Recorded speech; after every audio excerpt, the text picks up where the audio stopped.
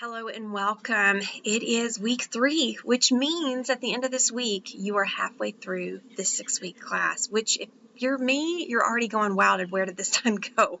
But please hang in there with me. We've still got a lot to cover in a short amount of time.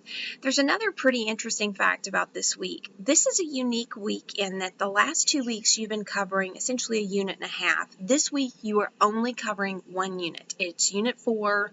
It's titled in your course, Faith and Ethnicity. You're covering Chapter 6, which is called Religion, and Chapter 7, which is Ethnicity and Race. And these two are from your textbook, so you'll need to read through those chapters. The book does a brilliant job of making this as simple as it could possibly be. And maybe you're like me, I grew up being told you don't talk about politics and religion in group settings.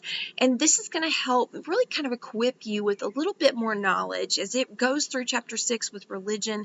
It's really going to focus on those major religions. It's not going to dive into the smaller cults. It's not going to get into the offshoots of those larger religions. It's going to give you really solid definitions just to give you a little bit of a sense of what we're talking about. And then it's going to get into the conflicts, which if you do follow world news, you understand that even just having a similar faith, say the Muslim faith, there are two different groups that do not believe that the other one is doing it right. So the Sunni and the Shiite, these two groups are both Muslim. They both believe Muhammad was their founder. They both believe in Allah. They both believe in the 5 pillars of Islam, and yet they diverge on one very key issue. And with that, it's caused massive war, massive strife, and as your book calls it, a lot of conflict that we're still dealing with even today. So as you work your way through that, I encourage you to dive in, do a little bit more research, see if you can't find some information that your book doesn't even get into. The next chapter, Chapter 7, is ethnicity and race. And when I teach this class in person, I really do hone in on the idea that we as Americans have really sort of hijacked this idea where we really need to be changing our conversation from what color is someone's skin, which basically means how much melanin is in their skin, which no one has any control over, to more of ethnicity. What's the ethnic background of a people? Because the reality is the more we invest in people, the more we get to know them, the better we can relate. There's much more that we have in common with people from other ethnicities than we think. And so I'm really excited for you to get through this. It really kind of defines, it breaks down those two different words because they're not exactly the same. You'll get a better sense of that, a little bit of the history with it. And I love that this book actually dives into why is that such an important distinction to make here in the U.S. Your book generally is trying to be a little bit more global, but here it recognizes that the conversation about race is kind of unique here. And so as you work through it, I hope that this will sort of help you feel a little bit more empowered to understand the larger questions, the larger issues that we face here in the United States when it comes to race. All right, so this particular week, as you work through it, you have several assignments. I've got those on the screen. You have a discussion forum, which is due on Wednesday. And again, you are supposed to post your thoughts. You're supposed to answer the question. You're supposed to do it in the way that it's described. I'm going to open it real quick so that everyone is on the same page here. You need to make sure that not only are you answering these questions, but you're following the directions here. And I want to point this out again.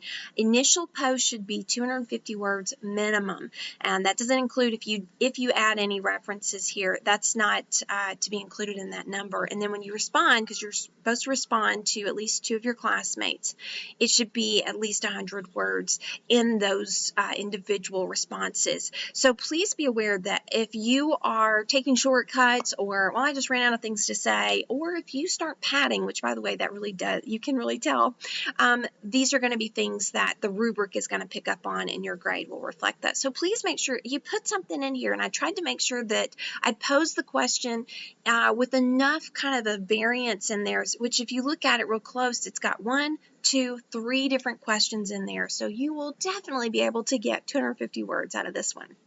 So you've got a discussion question, and you need to make sure you respond by Wednesday. You have an assignment. This one is very, very interesting to me.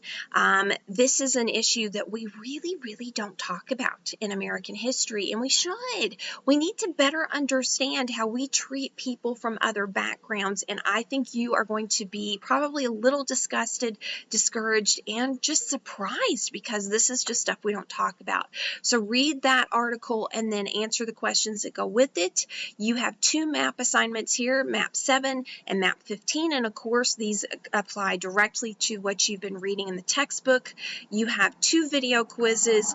One is specifically referring to a genocide that's happened in Bosnia, and it is focused on the Muslim people there. And again, I always try to make the point, anytime we talk about genocide, more often than not, what's really the hang up is the Muslims that live there in Bosnia, they don't consider themselves Muslim Bosnians. They refer to themselves as Bosnians who are actually Muslim, meaning, I guess that's a really simplistic view of it, but they see themselves as Bosnians, and so when they are attacked for their faith, it's really hard for a lot of groups to wrap their mind around.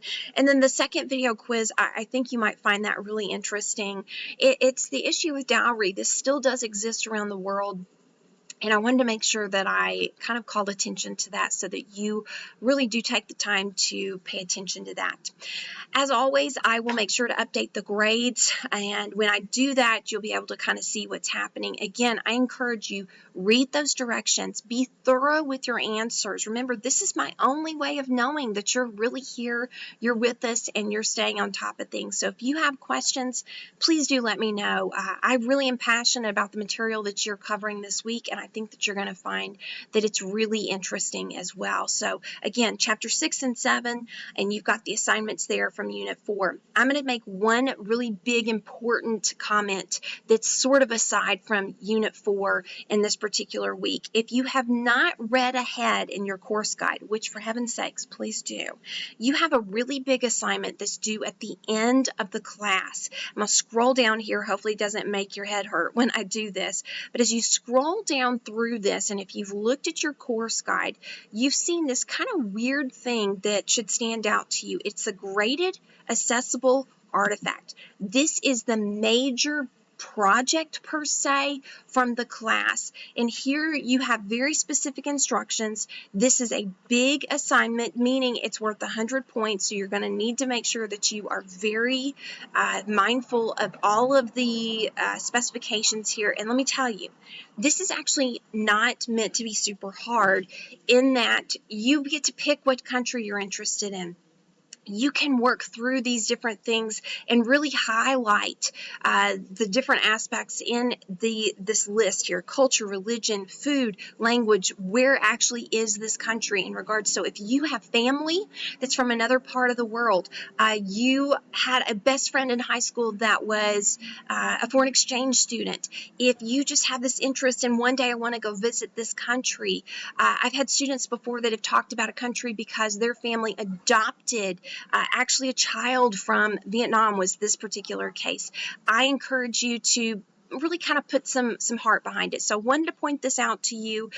This is a very specific instruction, and it's important that you read this. If you have any questions about this as you're moving towards it, I encourage you to ask now. It's the only reason I wanted to point it out, because while it's a short week, you've got a pretty big project looming in the next couple weeks, and that will be due at the very, very end of this particular class. While I'm here, let me go ahead and point out that your final assignment, so week 6 assignments, they're not due on Sunday at 11:59 p.m. They're due at Friday at 11:59 p.m. So you need to make sure that you are remembering that.